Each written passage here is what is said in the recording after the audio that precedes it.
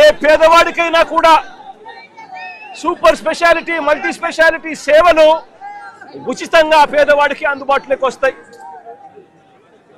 ఆ 7-8 నియోజకవర్గాలలో private hospital ఏవి కూడా ఆ పేదవాడిని దగా చేయలేని పరిస్థితి ఈ మెడికల్ కాలేజీల వల్ల వస్తాయి.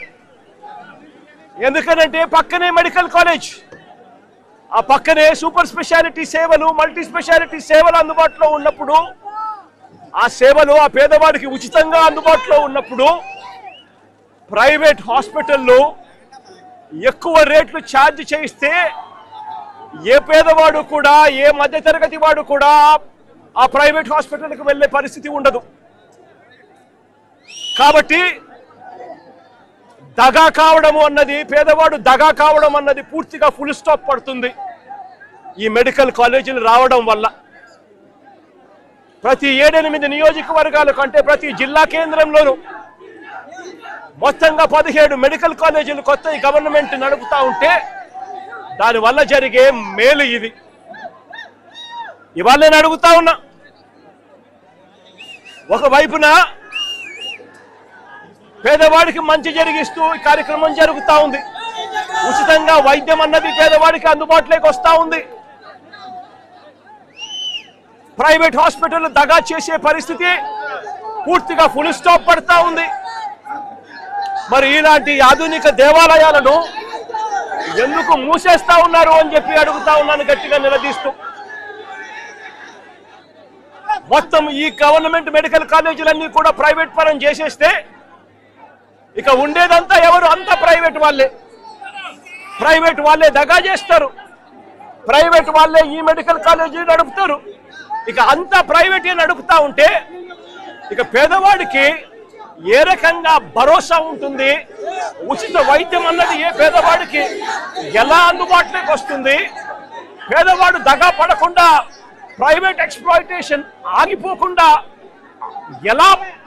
ఎలా చేయగలుగుతారో అని అడుగుతా ఉన్నా.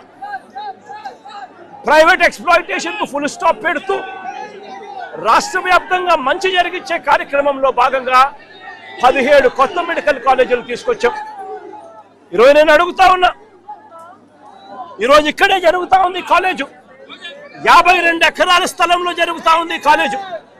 ఈ కాలేజీకి సంబంధించి డిసెంబర్ 30వ తారీఖున 2022లో ఈ కాలేజీకి శంకుస్థాపన చేసి కోవిడ్ లాంటి సంక్షోభం ఉన్నా కూడా, కోవిడ్ లాంటి విపత్కర పరిస్థితులు ఉన్నా కూడా ఆ పరిస్థితులను అధిగమించి డిసెంబర్ 30, 2022లో శంకుస్థాపన చేసి 500 కోట్ల రూపాయల ఖర్చుతో ఈ కాలేజీలకు శంకుస్థాపన చేశాం.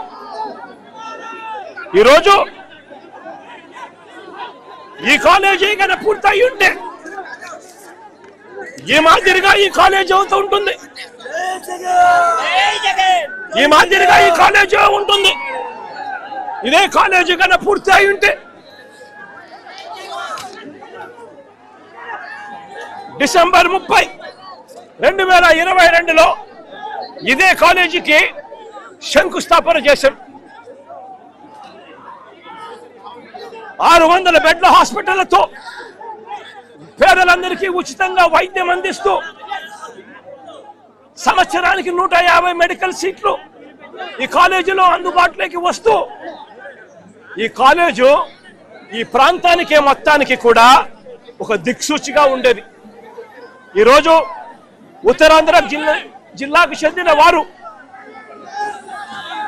పక్కనున్న తూర్పుగోదావరి జిల్లాకు సంబంధించిన పాయకరావుపేట, అటువైపున తుని, ఇటువంటి నియోజకవర్గాలు ఏదైతే ఉన్నాయో తుని ఇటువంటి నియోజకవర్గాలన్నిటికీ కూడా ఇదే హబ్ అవుతుంది.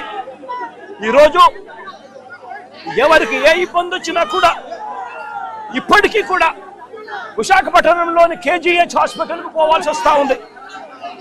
కేజీహెచ్ హాస్పిటల్ ఒక్కటే ఈ ప్రాంతానికి దిక్కుగా ఉంది.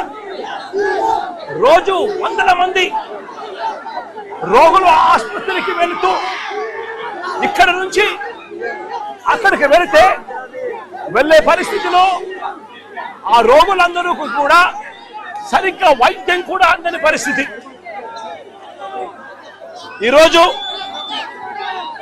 చంద్రబాబు నాయుడు గారు చేస్తా ఉన్న అన్యాయాలు ఎలా ఉన్నాయి అంటే పేదవాడికి భవిష్యత్తు లేకుండా చేసే కార్యక్రమాలు చేస్తా ఉన్నారు. నేను అడుగుతా ఉన్నాను,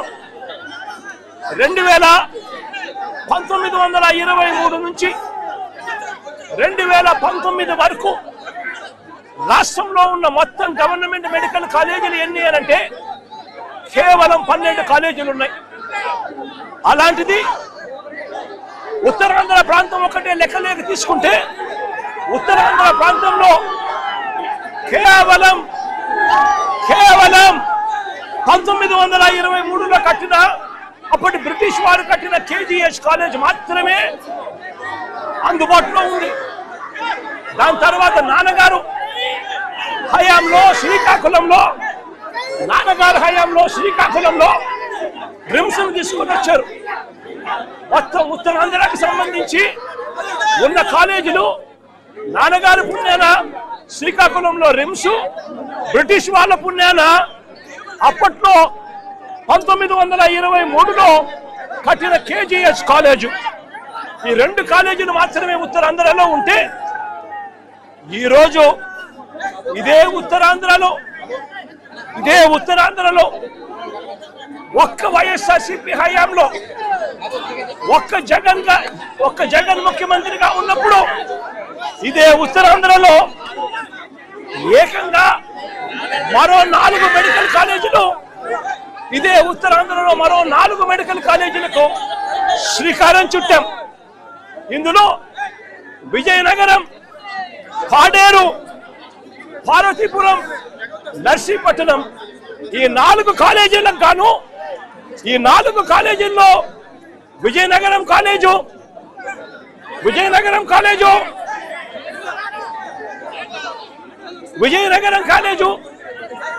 పాడేరు కాలేజు ఈ 2 కాలేజీలు కూడా క్లాసులు కూడా మొదలైపోయి వాళ్ళకి కనిపిస్తా ఉన్నాయి. ఇదే ఉత్తరాంధ్రకు సంబంధించి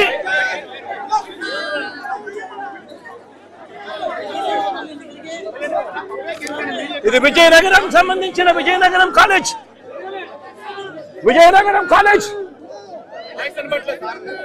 బాబు కూర్చో. విజయనగరం కాలేజీకి సంబంధించి ప్రారంభించిన కాలేజ్ 2023లో ఈ కాలేజ్ ప్రారంభమైంది. Government medical college Vizianagaram.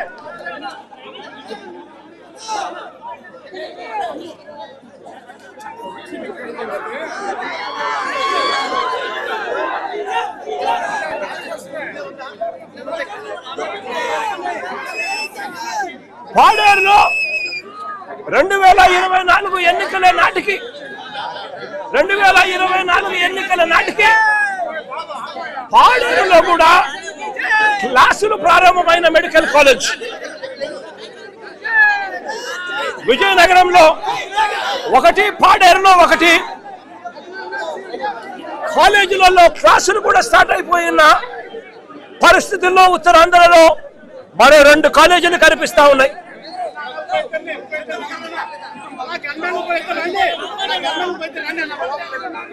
పార్వతీపురంలో నిర్మాణంలో ఉన్న మెడికల్ కాలేజీకి సంబంధించిన ఫోటోలు, దానికి సంబంధించిన టీచింగ్ హాస్పిటల్ కి సంబంధించిన ఫోటోలు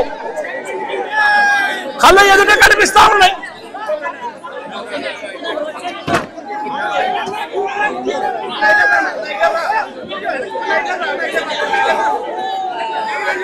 నర్సీపట్నంలో ఇక్కడే నిర్మాణంలో ఉన్న ఈ కాలేజీ కూడా కనిపిస్తుంది.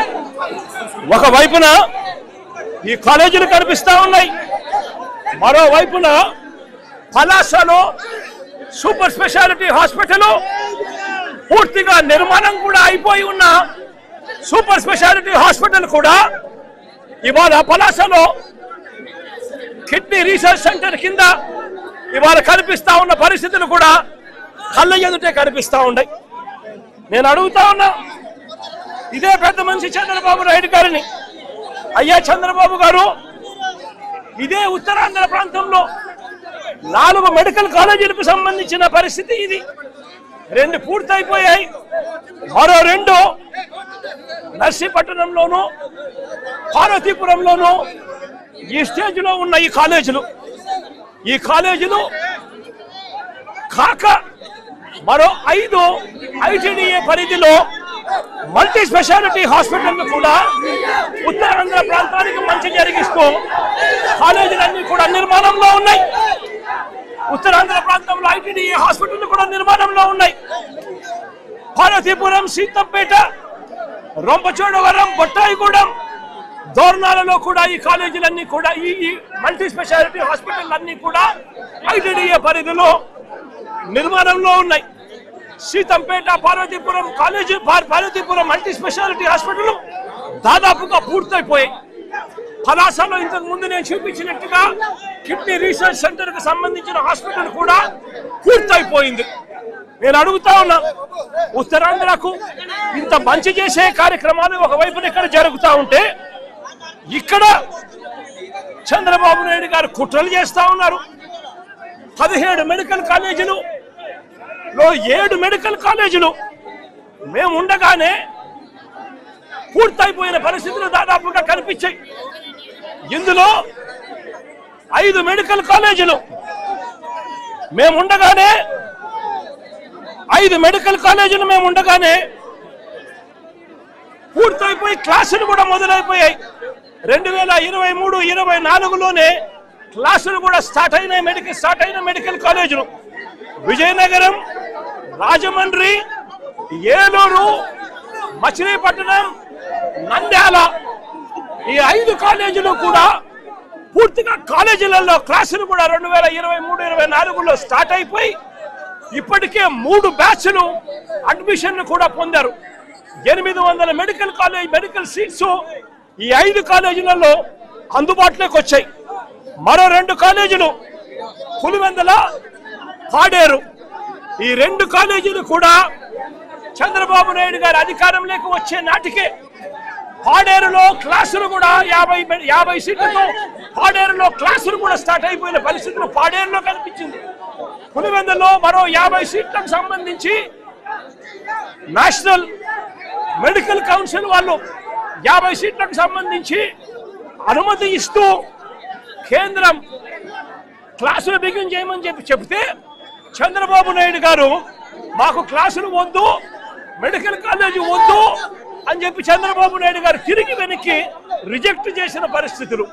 అంటే చంద్రబాబు నాయుడు గారు అధికారంలోకి వచ్చే నాటికే దాదాపుగా 7 కాలేజీలు విజయనగరం,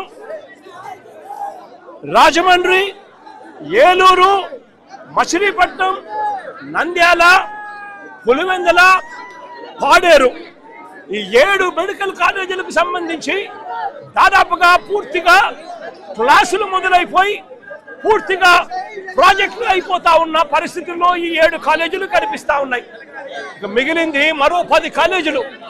ఈ 7 కాలేజీలకు మిగిలిన 10 కాలేజీలకు ఈ 17 కాలేజీలకు అవసరమైన ఖర్చు 8,000 కోట్ల రూపాయలు. ఇందులో దాదాపుగా 3,000 కోట్ల రూపాయలు చంద్రబాబు నాయుడు గారు అధికారంలోకి వచ్చే నాటికే 3,000 కోట్ల రూపాయలు దాదాపుగా ఖర్చు చేసి ఈ స్థాయిలోకి ప్రాజెక్టులన్నీ కూడా తీసుకొని రావడం జరిగింది. నేను అడుగుతా ఉన్నా, ఇదే పెద్ద మనిషి చంద్రబాబు నాయుడు గారు 5 సంవత్సరాలలో 5,000 కోట్ల రూపాయలు ఖర్చు చేయలేరా అని అడుగుతా ఉన్నాను. 5,000 కోట్ల రూపాయలు ఖర్చు చేస్తే 5 సంవత్సరాలలో సంవత్సరానికి 1,000 కోట్ల రూపాయలు ఖర్చు చేస్తే కొన్ని కోట్ల మందికి ఆధునిక దేవాలయాల కింద పేదవాడికి ఉచితంగా వైద్యం అందుబాటులోకి వస్తుంది. అందుబాటులోకి రావడమే కాకుండా రాష్ట్రంలో మొత్తం 2019 నాటికి ఉన్న మెడికల్ సీట్లు 2,360 సీట్లు అయితే మరో 2,550 సీట్లు అదనంగా గవర్నమెంట్ రంగం నుంచి ఈ 17 మెడికల్ కాలేజీల వల్ల యాడ్ అవుతాయి. అంటే రాష్ట్రంలో మొత్తం 4,910 సీట్లు మెడిసిన్ చదివే పిల్లలకు అందుబాటులోకి వస్తాయి. ఇందులో ఈ 17 ద్వారానే 2360 సీట్లు అందుబాటులోకి రావడం వల్ల పేదవాడికి ఈ సీట్లు ఉచితంగా అందుబాటులోకి వస్తాయి. సగం సీట్లు, మరో సగం సీట్లు ప్రైవేట్ కన్నా అతి తక్కువ ధరకు పేదవాడికి చదువుకునేదానికి, మెడిసిన్ చదువుకునేదానికి సీట్లు అందుబాటులోకి వస్తాయి. అలాంటిది కొన్ని కోట్ల మందికి ఉచితంగా, పేదవాడికి వైద్యం ఉచితంగా అందుబాటులోకి వచ్చే ఆధునిక దేవాలయాలు ఇవన్నీ కూడా చంద్రబాబు నాయుడు గారి దగ్గరుండి పేదవాడిని అమ్మేసే కార్యక్రమం చేస్తా ఉన్నాడు ప్రైవేట్ వ్యక్తులకు. అసలు గవర్నమెంట్ అన్నది 5,000 కోట్ల రూపాయలు 5 సంవత్సరాలలో, అంటే సంవత్సరానికి 1000 కోట్ల రూపాయలు ఖర్చు చేయలేని అధ్వానమైన పరిస్థితిలో ఉందా చంద్రబాబు నాయుడు గారు అని అడుగుతా ఉన్నా. ఇదే పెద్ద మనిషి చంద్రబాబు నాయుడు గారిని. కారణం ఏమిటి అనంటే, అమరావతిలో 50,000 ఎకరాలు కాదు, మరో 50,000 ఎకరాలు సేకరించి 2 లక్షల కోట్ల రూపాయలు కేవలం అక్కడ రోడ్లు వేయడానికి, డ్రైనేజీలు కట్టడానికి, కరెంట్ ఇవ్వడానికి, నీళ్లు ఇవ్వడానికి, కేవలం ఇన్ఫ్రాస్ట్రక్చర్ కోసం గతంలో 50,000 ఎకరాలు, ఎకరాకు 2 కోట్ల రూపాయలు చొప్పున 1 లక్ష కోట్లు కావాలని చెప్పి అన్నారు. పెట్టింది ఎంత అంటే 4,500 కోట్లు ఖర్చు పెట్టారు. మళ్ళీ ఇవాళ ఈ 50,000 ఎకరాలు సరిపో, మరో 50,000 ఎకరాలు మాకు కావాలి అని చెప్పి తీసుకుంటా ఉన్నారు. అంటే ఆ 50,000కు మళ్ళీ అక్కడ ఇన్ఫ్రాస్ట్రక్చర్ కోసం మళ్ళీ మరో 1 లక్ష కోట్ల రూపాయలు ఖర్చు పెట్టడానికి సిద్ధమవుతున్నారు. అంటే 2 లక్షల కోట్ల రూపాయలు అమరావతిలో పెట్టడానికి సిద్ధమవుతూ 70,000 కోట్ల రూపాయలకు టెండర్లు పిలిచాము అని చెప్పి ఒకవైపున చెప్పుకుంటూ, మెడికల్ కాలేజీలకు, కోట్ల మందికి మేలు చేసే మెడికల్ కాలేజీలకు, ఉచితంగా వైద్యం అందించే మెడికల్ కాలేజీలకు కేవలం 5,000 కోట్లు, సంవత్సరానికి 1000 కోట్ల రూపాయలు ఖర్చు పెట్టలేమని చెప్పి చంద్రబాబు నాయుడు గారు పేదవాడిని ప్రైవేటుకు అమ్మేసే కార్యక్రమం ఇవాళ జరుగుతూ ఉంది ఈ రాష్ట్రంలో. దీన్ని పూర్తిగా వ్యతిరేకిస్తూ చంద్రబాబు నాయుడు గారికి బుద్ధి రావాలి అని చెప్పి అజిటేషన్ కార్యక్రమం ప్లాన్ చేస్తా ఉన్నాం. ఇందులో భాగంగానే ఈ నర్సీపట్నానికి సంబంధించి సీనియర్ నాయకుడిగా ఉన్న ఒక ఎమ్మెల్యే, స్పీకర్ పదవిలో ఉన్న ఈ ఎమ్మెల్యే కూడా చంద్రబాబు నాయుడు గారి మాదిరిగానే తప్పుడు మాటలు మాట్లాడుతూ, అబద్ధాలు చెబుతూ, తాను కూడా చంద్రబాబు నాయుడు గారి కన్నా 4 ఆకులు తక్కువేమి కాదు అని చెప్పి రుజువు చేసుకుంటా ఉన్నాడు. ఇదే పెద్ద మనిషి చంద్రబాబు నాయుడు గారు ఇదే నర్సీపట్నం స్పీకర్ గారికి చెప్తా ఉన్నాను, అబద్ధాలు చెప్పడం, మోసం చేయడం ఎంత మటుకు ధర్మం అని చెప్పి అడుగుతా ఉన్నాం. ఈ మెడికల్ కాలేజీకి జీవో లేదని అడుగుతారా? ఇదిగో జీవో నెంబర్ 204,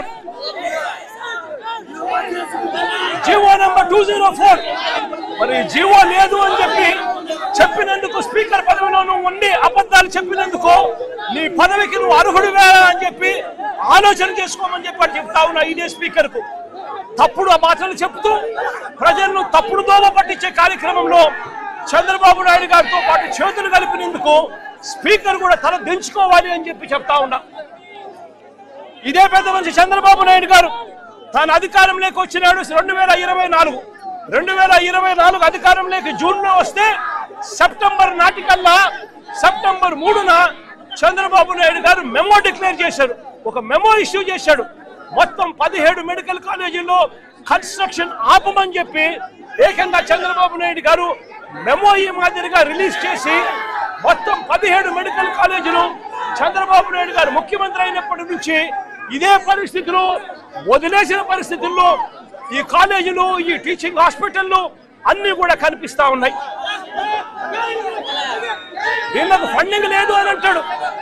అయ్యా చంద్రబాబు నాయుడు గారు, అయ్యా స్పీకర్ గారు, ఇక్కడ నుంచి ప్రాతినిధ్యం వహిస్తా ఉన్న ఎమ్మెల్యే స్పీకర్ గారికి కూడా చెప్తా ఉన్నా, ఫండింగ్ లేదని మీరు చెప్తా ఉన్నారు. నాబార్డ్ ఫండ్స్ అప్పట్లోనే ఈ ప్రాజెక్టులకు టైఅప్ చేశాం. నాబార్డ్ ఫండ్సే కాకుండా స్పెషల్ సెంట్రల్ గవర్నమెంట్ నుంచి special assistance for infrastructure projects కూడా తీసుకొని వచ్చి ఈ మెడికల్ కాలేజీలన్నీ కూడా special assistants for infrastructure projects కేటగిరీలో ఈ ప్రాజెక్టులను కూడా పెట్టడం జరిగింది. దాని అర్థం మరో 50 ఏళ్ల పాటు వడ్డీ లేకుండా వాళ్ళు ఇచ్చే రుణాలకు ఈ ప్రాజెక్టులన్నీ కూడా శాంక్షన్ అవుతాయి. మరి central government sponsored assistance schemes లో ఈ ప్రాజెక్టు వస్తూ ఉన్నప్పుడు నాబార్డు కింద ఈ ప్రాజెక్టులన్నీ లోన్లు కూడా శాంక్షన్ అయి ఉన్నప్పుడు కేవలం 5,000 కోట్లు మాత్రమే అవసరం ఉన్న పరిస్థితులు ఉన్నప్పుడు సంవత్సరానికి 1000 కోట్ల రూపాయలు ఖర్చు చేయలేరా అని అడుగుతా ఉన్నాను. దీనికోసం కూడా అబద్ధాలు చెప్పే కార్యక్రమాలు చేస్తూ నిశ్చితంగా చంద్రబాబు నాయుడు గారు వ్యవహరిస్తున్న తీరును చంద్రబాబు నాయుడు గారు సిగ్గుతో తల వంచుకోవాలి అని చెప్పి ఈ సందర్భంగా చంద్రబాబు నాయుడు గారిని గట్టిగా నిలదీస్తూ చంద్రబాబు నాయుడు గారిని గట్టిగా ప్రశ్నిస్తున్నాం. ఇదే చంద్రబాబు నాయుడు గారిని అడుగుతా ఉన్నా, అయ్యా చంద్రబాబు గారు మిమ్మల్ని మీరు చేసే కార్యక్రమాలను నిరసన తెలుపుతూ రేపటి నుంచి నవంబర్ 22 దాకా 22 వరకు గ్రామ వార్డు స్థాయిలో రచ్చబండ అనే కార్యక్రమాన్ని కొనసాగించబోతా ఉన్నాం.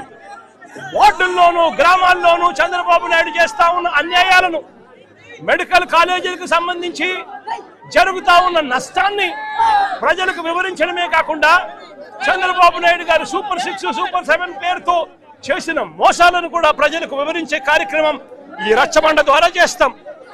అంతేకాకుండా చంద్రబాబు నాయుడు గారికి వ్యతిరేకంగా చంద్రబాబు నాయుడు గారు ప్రైవేటీకరణ చేస్తా ఉన్న మెడికల్ కాలేజీలకు వ్యతిరేకంగా ప్రతి గ్రామం నుంచి కూడా 500 సంతకాలు తీసుకుంటూ, ప్రతి నియోజకవర్గం నుంచి 50,000 సంతకాలు తీసుకుంటూ 1 కోటి సంతకాలతో గవర్నర్ గారికి రిప్రజెంటేషన్ చేసే కార్యక్రమాలు కూడా చేస్తా ఉన్నాం. ఇందులో భాగంగానే అక్టోబర్ 28వ తారీఖున ఒకవైపున ఈ కార్యక్రమాలు చేస్తూ మరోవైపున అక్టోబర్ 28వ తారీఖున నియోజకవర్గ కేంద్రాలలో ప్రైవేటీకరణకు వ్యతిరేకంగా, మెడికల్ కాలేజీల ప్రైవేటీకరణకు వ్యతిరేకంగా, చంద్రబాబు నాయుడు గారు చేస్తా ఉన్న అన్యాయానికి వ్యతిరేకంగా అక్టోబర్ 28వ తారీఖున ప్రతి నియోజకవర్గ కేంద్రంలోనూ ధర్నాలు చేసే, నియోజకవర్గ కేంద్రంలోనూ ర్యాలీలు చేసే కార్యక్రమం చేయబోతా ఉన్నాము. ఈ ర్యాలీతో డిమాండ్ పత్రాలు నియోజకవర్గ కేంద్రానికి సంబంధించిన ఆఫీసులో ఇవ్వడం కూడా జరుగుతుంది. అదే రకంగా నవంబర్ 12వ తారీఖున జిల్లా కేంద్రాలలో కూడా ఈ ర్యాలీలు కొనసాగి ప్రైవేటీకరణకు వ్యతిరేకంగా, మెడికల్ కాలేజీల ప్రైవేటీకరణకు వ్యతిరేకంగా జిల్లా కేంద్రాలలో నిరసన తెలుపుతూ కలెక్టర్కు కూడా డిమాండ్ పత్రాలు ఇవ్వడం కూడా జరుగుతుంది. నవంబర్ 23వ తారీఖు వరకు సంతకాల సేకరణని కూడా చేసి, నవంబర్ 22వ తారీఖు వరకు సంతకాల సేకరణని కూడా చేసి, నవంబర్ 23వ తారీఖున ఆ 50,000 సంతకాలు ప్రతి నియోజకవర్గం నుంచి బయలుదేరుతాయి.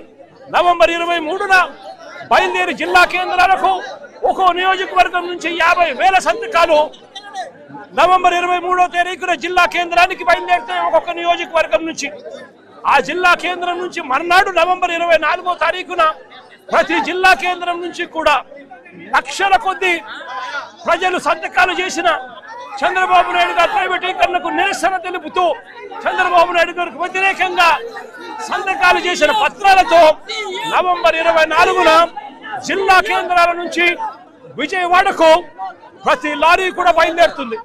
ఆ తర్వాత విజయవాడ చేరుకున్న తర్వాత గవర్నర్ గారు ఎప్పుడు అపాయింట్మెంట్ ఇస్తారో అప్పుడు మొత్తం వైఎస్ఆర్సీపీకి సంబంధించిన పార్టీలే కాకుండా మాతో పాటు కలిసి వచ్చే మేధావులను కూడా తీసుకుని గవర్నర్ గారికి ఈ 1 కోటి సంతకాలు చేసిన డిమాండ్ పత్రాలను గవర్నర్ గారికి కూడా సబ్మిట్ చేయడం జరుగుతుంది. నేను అడుగుతా ఉన్నా ఇదే చంద్రబాబు నాయుడు గారిని, అయ్యా చంద్రబాబు, నీకు బుద్ధి జ్ఞానం ఏదైనా ఉండి కొద్దు గొప్ప ఏదో ఉంటే నువ్వు చేస్తా ఉన్న ఈ అన్యాయాన్ని వెనక్కి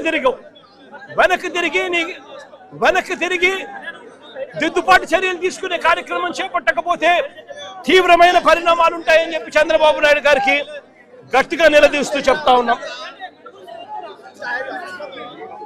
ఇవాళ చంద్రబాబు నాయుడు గారి పరిపాలన ఏ స్థాయిలో ఉంది అని అంటే కురుపం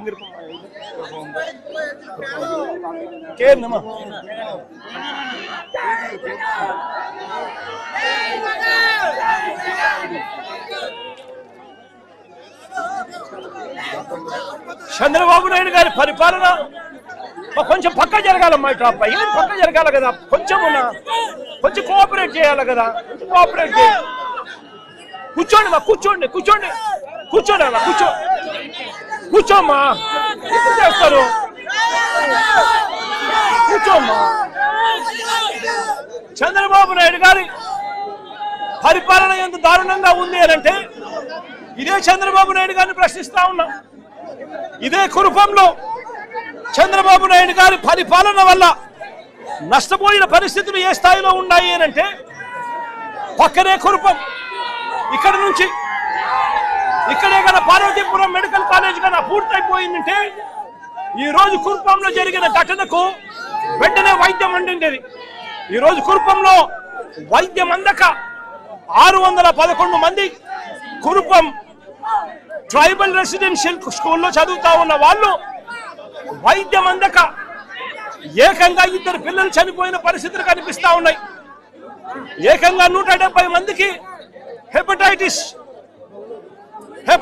ఏ బారిన పడితే అంటే జాండీస్ వస్తే కనీసం చూసుకునే పరిస్థితి కూడా లేని పరిస్థితిలో ఈ రోజు వైద్య రంగం ఉంది.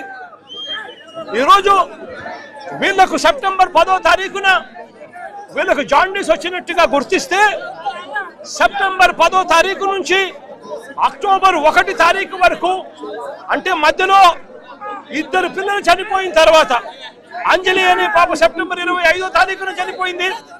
అక్టోబర్ 1వ తారీఖున కల్పన అనే పాప చనిపోయింది. 2 పిల్లలు చనిపోతే తప్పనిచ్చి కనీసం వీళ్ళు స్క్రీనింగ్ చేయాలన్న ఆలోచన కూడా వీళ్ళకి రాలా. చివరికి స్క్రీనింగ్ చేస్తే అక్టోబర్ 1వ తారీఖున కల్పన చనిపోయిన తర్వాత అంజలి అనే పాప చనిపోయిన తర్వాత స్క్రీనింగ్ అనే కార్యక్రమం చేస్తే 170 మందికి జాండీస్ వచ్చినట్టుగా నిర్ధారణ అయింది. నేను అడుగుతా ఉన్నా, చంద్రబాబు నాయుడు గారి హయాంలో హాస్పిటల్ల పరిస్థితి ఎంత దారుణంగా ఉంది, స్కూళ్ళ పరిస్థితి ఎంత దారుణంగా ఉంది అని చెప్పడానికి ఇది ఒక నిదర్శన. 611 మంది చదువుకుంటా ఉన్న ఈ స్కూల్లో అక్కడ నాడు నేడు కార్యక్రమంలో ఆరో ప్లాంట్ పెట్టి ఆ ఆరో ప్లాంట్ కనీసం ఫిల్టర్లు మార్చాలన్న పరిస్థితి కూడా లేని పరిస్థితిలో చంద్రబాబు నాయుడు గారు ఉన్నారు అని అంటే ఆరో ప్లాంట్ ఉండి కూడా ఆ నీళ్లు కూడా కనీసం శుద్ధ నీళ్లు కూడా ఇవ్వలేని పరిస్థితిలో చంద్రబాబు నాయుడు గారు లేరు అని అంటే ఎంత దారుణమైన పరిస్థితిలో ఉన్నారో ఆలోచన చేయమని అడుగుతా ఉన్నా. ఆ ఆరో ప్లాంట్ లో ఫిల్టర్లు సరిగ్గా పనిచేయడం లేదు, నీళ్లు కంటామినేషన్ అయినాయి, పట్టించుకునే నాతులు లేడు. చివరకు అది జాండీస్ కింద తయారై ఏకంగా 170 మంది పిల్లలు హాస్పిటల్ పాలై 2 పిల్లలు చనిపోయిన పరిస్థితుల మధ్య ఈ రోజు మనం అంతా కూడా చూస్తా ఉన్నాం. ఇంకా బాధాకరమైన విషయం ఏమిటో తెలుసా, ఇక్కడెక్కడా కూడా మంచి హాస్పిటల్ లేక 200 కిలోమీటర్లు కేజీహెచ్కు తీసుకొని పోవాల్సిన పరిస్థితి, అంటే విశాఖపట్నం తీసుకొని పోవాల్సిన పరిస్థితిలో ఉత్తరాంధ్ర ఉన్నా కూడా ఈ పెద్ద మంచి చంద్రబాబు నాయుడు గారికి కనీసం ఇలాంటి హాస్పిటల్ కట్టాలి, టీచింగ్ హాస్పిటల్ తీసుకొని రావాలి, మంచి చెయ్యాలి, పేదలకు మంచి జరగాలి అని కనీసం సెన్స్ కూడా లేని పరిస్థితిలో చంద్రబాబు నాయుడు గారు ఉన్నారు. దారిలో వచ్చేటప్పుడు విశాఖపట్నం స్టీల్ ప్లాంట్ వాళ్ళు కలిశారు. ఆశ్చర్యం కలిగించే విషయాలు. ఇదే పెద్ద మంచి చంద్రబాబు నాయుడు గారు విశాఖను కాపాడుతాను, ఉక్కును కాపాడుతాను అని చెప్పి ఎన్నికలకు ముందు చెప్పాడు. చివరికి చూస్తే చంద్రబాబు నాయుడు గారు ముఖ్యమంత్రి అయిన తర్వాత విశాఖ ఉక్కులో 32 డివిజన్లు ప్రైవేటీకరణ దిశగా అడుగులు వేస్తూ ఇవాళ గవర్నమెంట్ రంగం నుంచి తీసేసి ప్రైవేట్ రంగానికి అప్పచెప్పడం జరిగింది. చంద్రబాబు నాయుడు గారు వచ్చాక 5,000 మంది కాంట్రాక్ట్ ఎంప్లాయీస్ ని తీసేశారు. చంద్రబాబు నాయుడు గారు వచ్చాక 2,000 మందికి విఆర్ఎస్ ఇచ్చారు. చంద్రబాబు నాయుడు గారు వచ్చాక 3.5 మాసాలుగా జీతాలు పెండింగ్ లో ఉన్నాయి. చంద్రబాబు నాయుడు గారు వచ్చాక కార్మికులకు ఇచ్చే అలవెన్సులు బోనస్లు తీసేశారు. చంద్రబాబు నాయుడు గారు వచ్చాక ఉద్యోగులకు ఉండే క్వార్టర్లకు సంబంధించి సబ్సిడీ రేటు మీద కరెంట్ ఇచ్చేవారు గతంలో. వాటిని ఖాళీ చేయించాలన్న ఉద్దేశంతో కరెంట్ రేటు యూనిట్కు 9 రూపాయలు చేసి బలవంతంగా కార్మికులను క్వార్టర్స్ నుంచి ఖాళీ చేయించే కార్యక్రమం చేస్తా ఉన్నారు. ఎవరైనా గట్టిగా నిలదీస్తూ అడిగితే షోకాస్ నోటీస్ ఇచ్చే పరిస్థితిలో ఇవాళ కనిపిస్తా ఉంది. ఇవాళ ఇక్కడికి వచ్చేటప్పుడు చోడవరం షుగర్ ఫ్యాక్టరీకి సంబంధించిన రైతులు కలిశారు. వాళ్ళు చంద్రబాబు నాయుడు గారు పాలన గురించి చెప్తా ఉన్నారు. 2014 నుంచి 2019 మధ్య చంద్రబాబు నాయుడు గారు అప్పట్లో ఏ రకంగా చోడవరం ప్రాజెక్టును కూనీ చేసే కార్యక్రమం చేస్తే, తర్వాత వైఎస్ఆర్సీపీ ప్రభుత్వం వచ్చిన తర్వాత చోడవరం ప్రాంతానికి మంచి చేస్తూ, రైతులకు మంచి చేస్తూ 89 కోట్ల రూపాయలు వైఎస్ఆర్సీపీ ప్రభుత్వం ఇచ్చి అప్పట్లో ఆదుకుంది. మళ్ళీ ఇవాళ చంద్రబాబు నాయుడు గారు ముఖ్యమంత్రి అయిన తర్వాత మరో 35 కోట్ల రూపాయలు మళ్ళీ ఈ సంవత్సరానికి సంబంధించి కనీసం రైతులకు ఉద్యోగులకు ఇవ్వాల్సిన జీతాలు కానీ బకాయిలు కానీ కనీసం రైతులకు క్రషింగ్ పంటకు సంబంధించిన అమౌంట్ కానీ ఇవ్వకుండా 35 కోట్ల రూపాయలు బకాయిలు పెట్టాడు. 24,000 మంది రైతు కుటుంబాలు పొట్టగొడతా ఉన్నారు. రైతులు ఇవాళ ఆక్రందన చేస్తూ నాకు కనబడి వినతి పత్రం ఇచ్చే కార్యక్రమం చేస్తా ఉన్నారు. మరో పక్కనే బల్క్ డ్రగ్ పేరిట ఉద్దేశపూర్వకంగా అల్లకొల్లోలం సృష్టిస్తా ఉన్నారు. నక్కపల్లిలో ఇప్పటికే 4,500 ఎకరాలు ప్రభుత్వ భూమి ఉంది. ఆ ప్రభుత్వ భూమిని ఇంకా ఉపయోగించుకునే అవకాశం ఉన్నప్పటికీ కూడా దాన్ని పక్కన పెట్టి మళ్ళీ రాజయ్యపేటలో భూముల కోసం మళ్ళీ చంద్రబాబు నాయుడు గారు నోటిఫికేషన్ ఇచ్చారు. మత్స్యకారులు 10 మత్స్యకార గ్రామాలకు సంబంధించిన వాళ్ళు ఆందోళన చేస్తా ఉన్నారు. నేను అడుగుతా ఉన్నా ఇదే చంద్రబాబు నాయుడు గారిని, కనీసం వారిని ఒప్పించే కార్యక్రమానికి వారికి నచ్చకపోతే ఆ పని చేయకూడదు అన్న జ్ఞానం కూడా చంద్రబాబు నాయుడు గారికి లేకుండా ఇష్టారాజ్యంగా చంద్రబాబు నాయుడు గారు వ్యవహరిస్తున్న తీరుకు అతలాకుతలమవుతా ఉన్న మత్స్యకార బతుకులకు ఎవరు ఊరటనిస్తారు చంద్రబాబు అని చెప్పి చంద్రబాబు నాయుడు గారిని గట్టిగా నిలదీస్తూ అడుగుతా ఉన్నా. మొన్ననే విశాఖపట్నంలో 4,500 షాపులు, చిన్న షాపులను చంద్రబాబు నాయుడు గారి దగ్గర నుండి తొలగించే కార్యక్రమం చేశారు. నేను అడుగుతా ఉన్నా, ప్రత్యామ్నాయం చూపించకుండా ఆ 4,500 షాపులు తీసేస్తే దానివల్ల 32,000 మంది ప్రజలు ఎలా బతుకుతారు చంద్రబాబు అని చెప్పి కనీసం ఆలోచన కూడా చేయకుండా దుర్మార్గాలు చేయడం ధర్మమేనా చంద్రబాబు గారు అని చంద్రబాబు నాయుడు గారు గట్టిగా నిలదీస్తూ అడుగుతా ఉన్నా. ఇవన్నీ కూడా ఇక్కడికి వచ్చేటప్పుడు దారి పొడుగున దారిలో నిలబడి వాళ్ళ ఆక్రందనలు చెప్తా ఉన్న పరిస్థితుల మధ్య, వాళ్ళ అర్జీలు ఇస్తా ఉన్న పరిస్థితుల మధ్య నా ఈ పర్యటన కొనసాగింది. ఇంత దారుణంగా చంద్రబాబు నాయుడు గారి పాలన సాగుతా ఉంది. ఉత్తరాంధ్రలోనే కాదు, రాష్ట్రంలో కూడా అంతే. స్కూళ్ళు నిర్వీర్యం, ఫీజు రీయింబర్స్మెంట్ ఇయ్యరు, చదువులు నిర్వీర్యం, హాస్పిటళ్ళు మూసేస్తా ఉన్నారు, ప్రైవేటుకు అమ్మేస్తా ఉన్నారు, ఆరోగ్యశ్రీని ఎత్తేశారు, ఆరోగ్య ఆసరా తీసేశారు. మొత్తానికి పేదవాడికి వైద్యం కూడా నిర్వీర్యం చేసిన పరిస్థితులు. మరోవైపున ఏ రైతుకు కూడా కనీస గిట్టుబాటు ధర రాని పరిస్థితుల్లో రైతులు వ్యవసాయం చేస్తా ఉన్నాడు. ఉచిత పంటల బీమా తీసేశారు. రైతుకు పెట్టుబడి సహాయం కింద అన్నదాత సుఖీభావ కింద 20,000 ఇస్తామన్నారు. 2 సంవత్సరాలు కలిపి 40,000 ఇస్తామన్నారు. ఇచ్చింది కేవలం 5,000 రూపాయలు ఇచ్చి రైతును రోడ్డును పడేశారు. సమయానికి ఇచ్చే ఇన్పుట్ సబ్సిడీ ఈ రోజు ఇవ్వకుండా పోతా ఉన్నారు. ఆర్బీకేలు నిర్వీర్యం చేశారు. ఈ క్రాప్ తెరమరుగైపోయిన పరిస్థితిలో రైతు వ్యవసాయం కూడా దిగజారిన పరిస్థితిలో ఈ రోజు రైతు బ్రతకలేని పరిస్థితిలో ఈ రోజు రాష్ట్రం కొనసాగుతా ఉంది. మరోవైపు చంద్రబాబు నాయుడు గారు చేసిన సూపర్ 6, సూపర్ 7 మోసాలకు ప్రజలు తల్లడిల్లుతా ఉన్నారు. అంతవరకు వస్తా ఉన్న పథకాలన్నీ రద్దు చేశాడు. మా ప్రభుత్వంలో ఇస్తా ఉన్న పథకాలన్నీ రద్దు చేశాడు. మరోవైపున సూపర్ 6, సూపర్ 7 పూర్తిగా మోసం కింద మారడంతో ఇవాళ పేదల బ్రతుకులు, రైతుల బ్రతుకులు, మహిళల బ్రతుకులు, పిల్లల బ్రతుకులు, చదువుల బ్రతుకులు మొత్తం కూడా రోడ్డు మీదకి వచ్చిన పరిస్థితిలో ఇవాళ రాష్ట్రం ఉంది.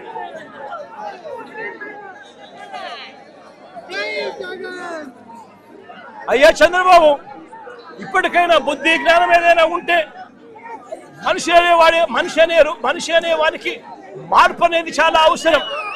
బుద్ధి జ్ఞానం ఉంటే మార్పు తెచ్చుకో, ప్రజలకు తోడుగా ఉండి మంచి పేరు తెచ్చుకునే కార్యక్రమం చేసుకో, లేకపోతే చరిత్రహీనులుగా మిగిలిపోతావు చంద్రబాబు అని చెప్పి చంద్రబాబు గట్టిగా వార్నింగ్ ఇస్తా ఉన్నా ఈ సందర్భంగా.